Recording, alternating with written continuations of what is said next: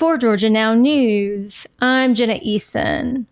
GPB News reports that a group of advocacy organizations collected data regarding warehouses around the greater Savannah area. They recently released a map illustrating nearly 600 existing warehouses. The nonprofits 100 Miles, Savannah Riverkeeper, and Ogeechee Riverkeeper released the map, which also includes around 100 more warehouses that are either planned or under construction. Jeff Beauvais is the North Coast advocate for 100 Miles. He told GPB News that warehouses are popular along the coast because of accommodations made for the Port of Savannah. People can say, enough is enough with these warehouses. And now we can put a number on that. Beauvais says the purpose of the map is to provide residents with information when they try to advocate for their communities. The data was collected through community reporting and aerial imaging. Residents can submit more warehouse data points through the portal, and the nonprofits encourage those living beyond Chatham County, especially in Jasper County, to get involved. Deferred Action for Childhood Arrivals, or DACA program recipients have had approval of their renewal applications delayed, causing some to lose work permits and their jobs.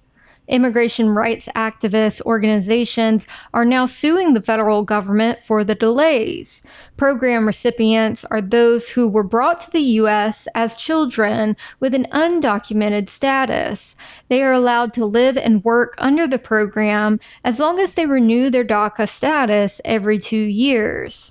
Rebecca Shee, the CEO of the American Business Immigration Coalition, says the typical process takes a few weeks, but now it is dragging on for months. Give people a heads up.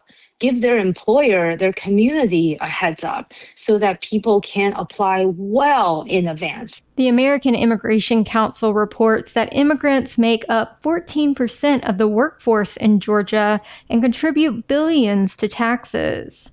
Department of Homeland Security officials have responded to complaints about delays, saying that longer wait times are necessary to ensure proper vetting to comply with a 2025 executive order by President Donald Trump. FWD.US reports that Georgia has nearly 18,000 DACA holders, with the U.S. totaling at close to 500,000.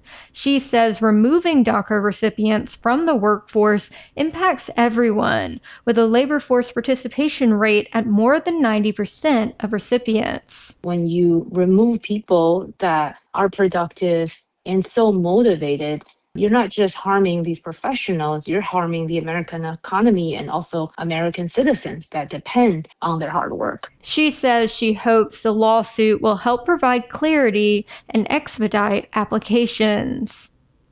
The city of Stockbridge has released new details about the independent investigation into 22-year-old Mayor Jayden Williams, the youngest mayor in the city's history.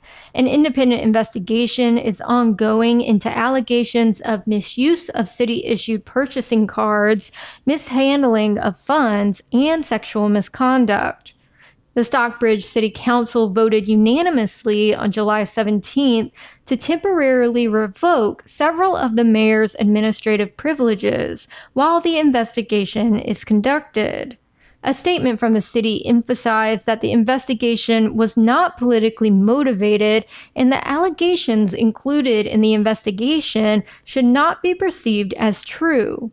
A timeline for the conclusion of the investigation has not been established.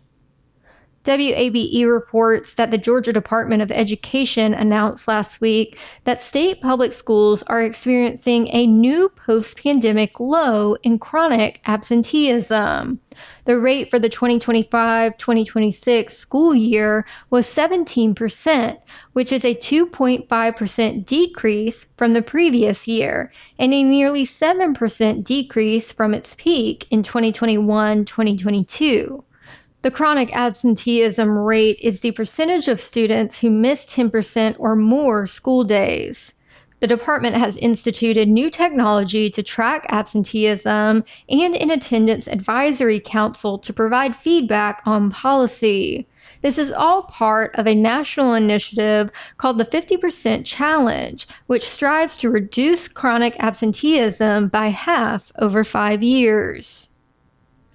More than 500 scholars sent an open letter to Congress last week urging them to move toward proportional representation in elections for the U.S. House. One of those scholars was historian James C. Cobb, a professor emeritus of history at the University of Georgia. The proposal emerged after the U.S. Supreme Court ruling in April that significantly weakened the Voting Rights Act.